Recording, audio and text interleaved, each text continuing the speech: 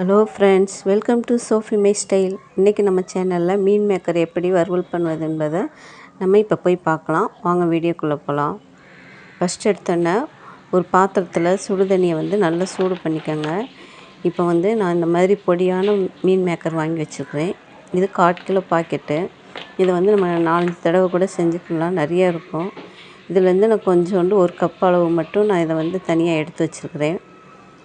இப்போ நம்ம ஏற்கனவே சுடுதண்ணி ஒரு சைடு கொதிச்சிட்ருக்குது. நல்லா கொதித்த பின்னாடி நம்ம அடுப்பை ஆஃப் பண்ணிவிட்டு ஆஃப் பண்ணிடலாம். நல்லா தண்ணி கொதிச்சோன்னா அடுப்பை ஆஃப் பண்ணிவிட்டு இப்போ நம்ம வச்சுருக்கிற இந்த மீன் மேக்கரை அதில் போட்டு ஒரு 2 நிமிஷம் இதை அப்படியே நல்லா ஊற விட்ருவோம். ஒரு 2 நிமிஷம் போதும். ஏன்னா சின்ன மீன் மேக்கர்னால டக்குன்னு ஊறிடும். அதனால ஒரு 2 நிமிஷம் போதும். நல்லா சுடு தண்ணின்றனால போட்டோன்னே நல்லா ஊறிடும். இது ரொம்ப நல்லதுங்க. இது பொதுவாக உடம்புக்கு அடிக்கடி நம்ம இதை சாப்பிடும்போது புரத சத்து இல்லாதவங்களுக்கு இது ரொம்ப யூஸ்ஃபுல்லாக இருக்கும். இப்போ 2 நிமிஷம் ஆன பின்னாடி நல்லா ஊறிடுச்சு பார்த்திங்களா. இதை தனியாக ஒரு பாத்திரத்தில் எடுத்து வச்சுக்கலாம். தண்ணி பூரா வடிகட்டிட்டு தனியாக ஒரு பாத்திரத்தில் எடுத்து வச்சுட்டு இதை நம்ம நல்லா இறுக்கி புழிஞ்சு எடுக்கணும். நம்ம இது சூடோடு புழிய முடியாது. அதனால் பச்சை தண்ணியை ஊற்றி புழிஞ்சிக்கலாம்.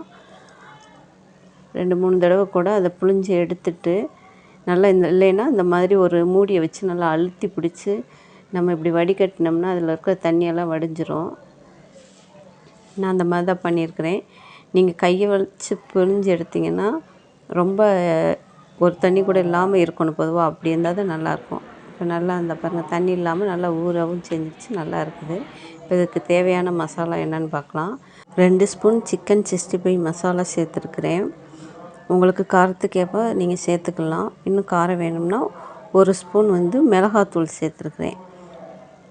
1 சிட்டிகை ஃபுட் கலர் சேர்த்துருக்கேன். இது தேவைன்னா போட்டுக்கலாம், இல்லைன்னா தேவையில்லைன்னா வேண்டாம். இது எல்லாத்தையுமே போட்டு நல்லா கிளறி எடுத்துக்கோங்க. நான் இதில் உப்பு சேர்க்கலை. ஏன்னா இதில் நம்ம சிக்கன் மசாலாவிலேயே உப்பு சேர்த்துருப்பாங்க. அதனால நீங்கள் வெறும் தனி மிளகாத்தூள் போட்டு கிளறதா இருந்தால் கண்டிப்பாக உப்பு சேர்த்துக்கோங்க. இப்போ இதை எல்லாமே நம்ம விரவி இந்த மாதிரி வச்சுட்டு இப்போ ஒரு கடாயில் ஒரு 2 ஸ்பூன் எண்ணெய் விட்டு அதில் 1 ஸ்பூன் கடுகு மட்டும் போட்டுக்கோங்க.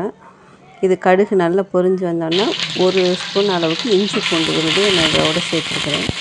இப்போ நம்ம ஏற்கனவே விரவி வச்சுருக்கிற இந்த மீன் மேக்கரை இதோடு போட்டு நல்லா கிளறிக்குவோம். அடுப்பை ரொம்ப ஹை லெவலில் வைக்க வேணாம், சிம்மிலே வச்சு நம்ம கொஞ்சம் நல்லா கிளறிக்காங்க. ஒரு 5 நிமிஷம் இதே மாதிரி நம்ம கிளறி விட்டுட்டு வந்தோம்னா நமக்கு மீன் மேக்கர் வறுவல் ரெடி ஆயிரும். நம்ம கடைசியாக கொஞ்சோண்டு கருவேப்பிலை மட்டும் போட்டோம்னா நல்லா வாசனையாக இருக்கும். இதில் கறி விரும்பி சாப்பிடாதவங்க இந்த மாதிரி மீன் மேக்கர் செஞ்சு சாப்பிடும்போது நமக்கு கறி சாப்பிட்லன்ற ஃபீலிங்கே இருக்காது. ரொம்ப டேஸ்ட்டாக இருக்கும். சோயா பீன்ஸ் பயிர்லேருந்து தான் தயாரிக்கிறாங்க. இதில் புரத சத்து அதிகம் உள்ளது. இது நம்ம அடிக்கடி சாப்பிடும்போது ரத்தத்தையும் இது ஆரோக்கியப்படுத்தும். இப்போது 2 நிமிஷத்தில் நமக்கு மீன் மேக்கர் வறுவல் ரெடி ஆயிடுச்சு. இந்த வீடியோ உங்களுக்கு பிடிச்சிருந்துச்சின்னா மறக்காமல் சோஃபி மை ஸ்டைலுக்கு சப்ஸ்கிரைப் பண்ணிடுங்க. தேங்க்யூ.